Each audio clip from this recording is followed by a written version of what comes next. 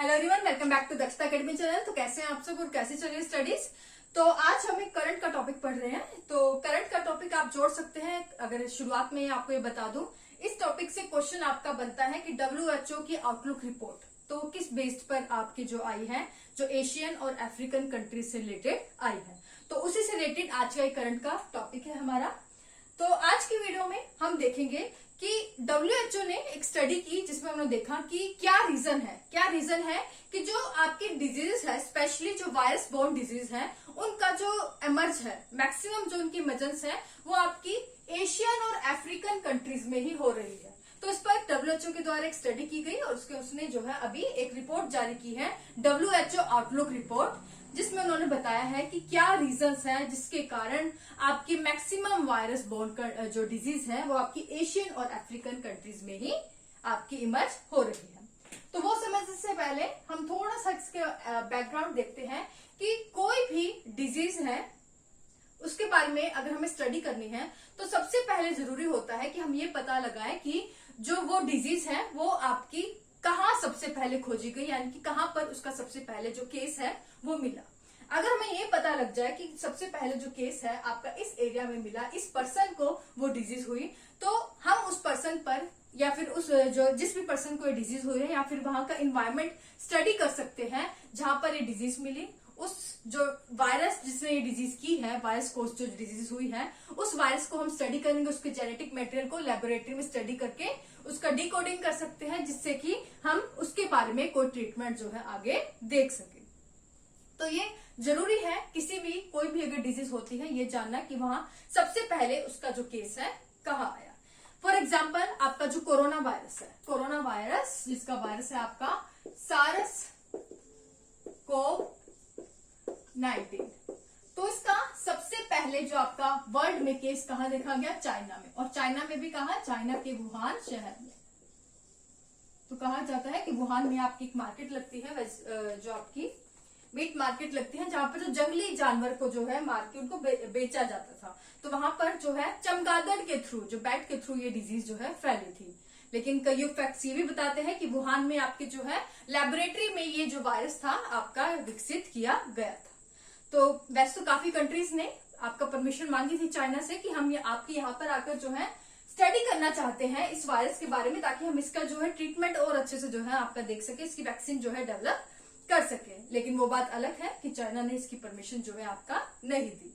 तो मेरा कहने का मतलब सिर्फ ये है कि अगर कोई भी डिजीज होती है तो सबसे पहले जरूरी होता है कि हम उसका जो है इमर्जेंस देखें कि कहाँ वो सबसे पहले आपकी इमर्ज हुई है, कौन सी कंडीशंस में, कौन से इन्वायरमेंट कंडीशंस में, किस पर्सन में आई है, उसके हम साइन एंड सिम्टम्स देखेंगे। उसके बारे में उसकी जो स्टडी करते हैं वायरस के जेनेटिक मटेरियल की डिकोडिंग करके उसकी पूरी स्टडी लेबोरेटरी में की जाती है।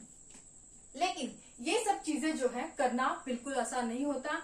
आसान क्यों नहीं होता? क्योंकि क्या पता जिस पर्सन को, मान लीजिए ये पर्सन है, ये इस पर्सन को जो है सबसे पहले कोई डिजीज हुई है और अब ये पर्सन अगर यहाँ से मूव कर गया दूसरे शहर में और यहाँ पर आके इसने बाकी लोगों को भी इन्फेक्ट कर दिया। अब यहाँ से कोई पर्सन गया, इन्फेक्टेड पर्सन दूसरे शहर में, और इसने बाकी लोगों को इन्फेक्ट कर दिया। और जब तक ये डिजीज, हमें तब तक किसी डिजीज का पता नहीं लगता, कोई अगर न्यू डिजीज किसी भी कंट्री में आती है, किसी भी एरिया में, तो उस डिजीज का तब तक पता नहीं लगता जब वो काफी मात्रा में फैल ना जाए, काफी लोगों को हो ना जाए। तो जब तक इस डिजीज का पता लगता है तो ये काफी लोगों को फैल चुकी होती है और हमें ये पता लगाना मुश्किल हो जाता है कि सबसे पहले जो ये केस था किस पर्सन को हुआ था, कहाँ, और वो जो पर्सन था किस एरिया में जो है रहता था जहां ये डिजीज आई। एक तो ये रीजन हो गया। दूसरा आपका प्रॉब्लम होती है कि जो ये डिजीज होती है ये किस तरह की होती है, जूनोटिक डिजीज।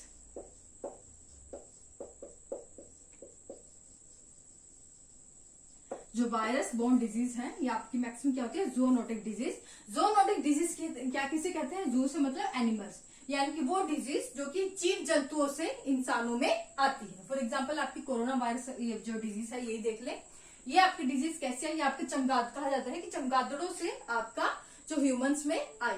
तो क्योंकि जीव जंतुओं से, एनिमल्स से आई, तो ये किस तरह की डिजीज है, आपकी जूनोटिक जो है डिजीज है।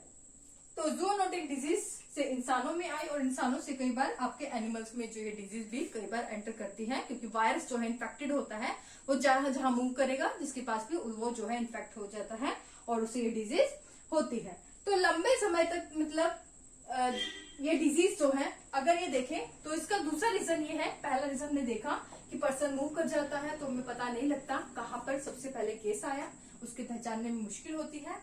दूसरा आपका रीजन क्या है कि वो वायरस जो है, जैसे कि हम ये देखें कि कोरोना वायरस, चमगादड़ में ये जो वायरस था बहुत पहले का था, हमें इसकी कोई नॉलेज नहीं थी, तो लंबे समय तक हमारे आसपास जो है ये आपके वायरस रहते हैं इस तरह के।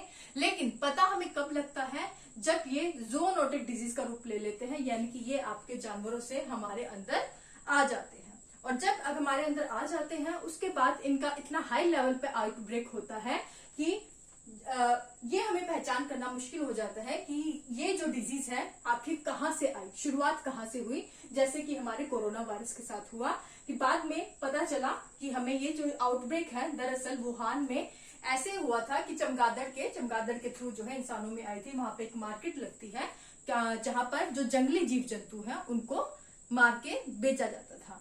लेकिन क्योंकि ये जो डिजीज है जोनोटिक है, जंगली जीव जंतु पर वहां पर ये डिजीज पाई जाती है, मतलब उनके अंदर कोई वायरस होता है जिससे कि इस डिजीज का आउटब्रेक होता है, तो उन एनिमल्स पर स्टडी करना हमारे लिए मुश्किल हो जाता है। ये आप समझ सकते हैं कि वहां पे जंगल में जाके या फिर उनका किस जानवर पर ये वायरस पाया गया है उसकी डिकोडिंग करना हमारे लिए मुश्किल हो जाता है। तो दूसरा रीजन है क्योंकि ये आपका जूनोटिक डिजीज होती है, आपका एनिमल्स से इंसानों में वायरस आता है, जिसके कारण उस वायरस की हमें स्टडी करनी पड़ेगी और उस स्टडी के लिए पहले उस एनवायरमेंट में जाना पड़ेगा और उसके बाद हमें वहां पर जिस एनिमल में ये वायरस शुरुआत में पाया गया उस एनिमल्स के वायरस के बारे में हमें पूरी डिकोडिंग करनी पड़ती है। तो वो भी एक डिफिकल्ट टास्क जो है हमारे लिए हो जाता है। अब हम देखते हैं कि जो वायरल आउटब्रेक्स है, मतलब ऐसी जो कंडीशंस बनती है कि जो वायरस एनिमल से ह्यूमन बींग्स में आते हैं जूनोटिक डिजीज के रूप में, ये मैक्सिमम एशियन और अफ्रीकन कंट्रीज में ही ये केस क्यों देखे जाते हैं। तो इसका सबसे बड़ा रीजन ये है कि एशियन और अफ्रीकन जो कंट्रीज है यहाँ पर क्या है, यहाँ की जो पॉपुलेशन है, आबादी है, वो बहुत ज्यादा है। क्या है, यहाँ की जो पॉपुलेशन है बहुत ज्यादा है, और जहां बहुत ज्यादा पॉपुलेशन होगी तो वहां पर जो है बहुत ज्यादा चांसेस होते हैं डिजीज स्प्रेड होने के। और दूसरा, क्योंकि पॉपुलेशन ज्यादा है तो यहाँ पर पॉपुलेशन को रहने के लिए जो शेल्टर चाहिए, रहने के लिए जमीन चाहिए, तो क्या करेंगे, ये अपना जो है मूव करते हैं जंगलों की ओर, फॉरेस्ट की ओर। तो फॉरेस्ट के में वहां पर आपके पहले से ही जीव जंतु रहते हैं, तो वहां पर क्योंकि इनके साथ जो है इनका इंटरेक्शन होता है, वहां पे जो है इनके एनवायरमेंट में ये इन्वेड करते हैं, तो मैक्सिमम चांस रहते हैं कि वो उन एनिमल से कोई वायरस जिससे कि डिजीज हो सकती है वो आपका ह्यूमंस में आ जाती है। फॉर एग्जांपल आपकी जूनोटिक डिजीज जो कि अभी हमने देखा। उसके अलावा आप देख सकते हैं कि जो आपका जो हम खाते हैं, जैसे जो जंगलों में रहते हैं वो क्या करते हैं कि वहीं पे जंगलों में जो आपके जीव जंतु हैं उन्हें मार काट कर खाते हैं, तो इस तरह से भी उनसे जो है आपका जो डिजीज है वो आपका ह्यूमंस में आ सकती है। तो ये कुछ रीजंस हैं कि जिसके एशिया और अफ्रीकन कंट्रीज में ये आपका जो है मैक्सिमम ये जो है डिजीज, वायरस बोर्न डिजीज देखी जाती है। पहला क्या है, पॉपुलेशन बहुत ज्यादा है, पॉपुलेशन ज्यादा होने से वहां के जो इन्वायरमेंट में जो आपके फॉरेस्ट है, फॉरेस्ट कट करके वहां पर लोग आकर बस जाते हैं, जिससे कि क्या होगा कि मैक्सिमम अफ्रीकन और एशियन कंट्रीज में जो ह्यूमंस और एनिमल्स के बीच में जो इंटरेक्शन है, इनके बीच में जो क्लैश है वो बहुत ज्यादा होता है, जिससे कि जूनोटिक डिजीज यहाँ स्प्रेड होने का सबसे ज्यादा जो है आपके जो खतरा है वो आपका रहता है। इसके अलावा अगर हम इस जो WHO ने रिपोर्ट दी है आपकी, WHO आउटलुक रिपोर्ट, इस रिपोर्ट के बारे में अब हम स्पेसिफिकली डिस्कस करें तो इस रिपोर्ट में कहा है कि जनवरी 2021, तो अब हम जो मेन पॉइंट पर आ रहे हैं टॉपिक के, तो जनवरी 2021 से अब तक, प्रेजेंट तक, मतलब आज तक जो मैक्सिमम जो वायरल जो डिजीज देखी गई है, जो आपकी वायरस बोर्न डिजीज देखी गई है, इस रिपोर्ट में स्टडी की है और बोला गया है कि जो मैक्सिमम डिजीज है आपके एशिया और अफ्रीकन कंट्रीज में ही देखी गई है। रीजन अभी हमने देखे हैं। दूसरा, ये पहला हो गया। दूसरा, इस रिपोर्ट में कहा गया है कि जो आपका पहले जो केस थे, अगर हम 2001 से 2011 के कंपैरिजन, अगर हम 2012 से लेकर 2022 का जो आपके डिकेड है इसको कंपेयर करें, तो 2012 से लेकर 2022 साल यानी कि इस साल के में 2001 से 2011 साल के जो डिकेड है उसके कंपैरिजन जो इस तरह के डिजीज है वो इन कंट्रीज में यानी कि एशियन और अफ्रीकन कंट्रीज में ये डिजीज जो है 63% तक जो है यहाँ पे जो है डिजीज है ये इंक्रीज हुई है। और उसका कारण क्या है, क्योंकि टाइम के साथ जो है इन कंट्रीज में जो है पॉपुलेशन जो है इंक्रीज हो रही है, जिसके कारण ह्यूमंस और एनिमल्स का जो क्लैश है वो ज्यादा हो रहा है। उसके बाद इस रिपोर्ट में क्या कहा गया है, इस रिपोर्ट में ये कहा गया है कि जो इन कंट्रीज में 63% जो है केसेस यहाँ पर इंक्रीज हो गए हैं इस डिकेड में। और साथ ही ये कहा गया है कि मैक्सिमम जो केसेस देखे गए हैं वो आपके कहाँ देखे गए हैं, वेस्टर्न अफ्रीकन कंट्रीज में। कहा, वेस्टर्न अफ्रीकन कंट्रीज में। इसमें भी स्पेशल जो आपका सब सहारा अफ्रीका है, सब सहारा अफ्रीका है, वहां पर ये केसेस देखे गए हैं। और साथ ही जो आपकी साउथ एशियन कंट्रीज है, मैक्सिमम केस जो है आपके वहां पर देखे गए हैं। ओके, साउथ एशियन जो आपकी कंट्रीज है वहां पर ये केस जो है देखे गए हैं। तो 1, 2, 3 और ये 4 पॉइंट जो है आपको इस रिपोर्ट के बारे में जो है याद रखने हैं। तो ये था पूरा एक आज का करंट का टॉपिक, और इसमें क्या किस रिपोर्ट पर बेस्ड है वो हमने देख लिया है। इसके क्या रीजंस है, रिपोर्ट जो स्टडी की थी वो इस बेस पर स्टडी की थी कि क्या रीजन है। एक तो वहां का एनवायरमेंट ऐसा है, पॉपुलेशन ज्यादा होती है और जिससे के कारण क्लैशेस होते हैं। अब मेन जो चीज है कि ठीक है, प्रॉब्लम जो है सो है, अब इसका क्या निदान हो, क्या इसका सुधार हो। तो सबसे पहले तो इसका यही सुधार है कि जब भी कोई डिजीज आउटब्रेक हो, कोशिश की जाए कि सबसे पहले यही पता किया जाए कि वहां पर कहाँ डिजीज आउटब्रेक हुई है। और इसके लिए सभी कोई भी कंट्री हो उसे इसमें मैक्सिमम सपोर्ट देना चाहिए कि आप जो है अगर कोई भी कंट्री वहां आकर इन्वेस्टिगेट करना चाहती है तो ह्यूमैनिटी के लिए किसी भी कंट्री को मना नहीं करना चाहिए। जैसे कि अगर हम देखें कोरोना वायरस के केस में चाइना ने मना कर दिया था, WHO ने, बाकी कंट्रीज ने जब परमिशन मांगी थी तो उन्होंने मना कर दिया था वहां आपका इन्वेस्टिगेट करने के लिए। तो ऐसा नहीं करना चाहिए, सभी कंट्रीज को कोऑपरेट करना चाहिए अगर कोई भी डिजीज का जो है आउटब्रेक होता है। इसके अलावा एक वन हेल्थ का कॉन्सेप्ट है जो आजकल काफी डिस्कस हो रहा है। क्या, वन हेल्थ का कॉन्सेप्ट।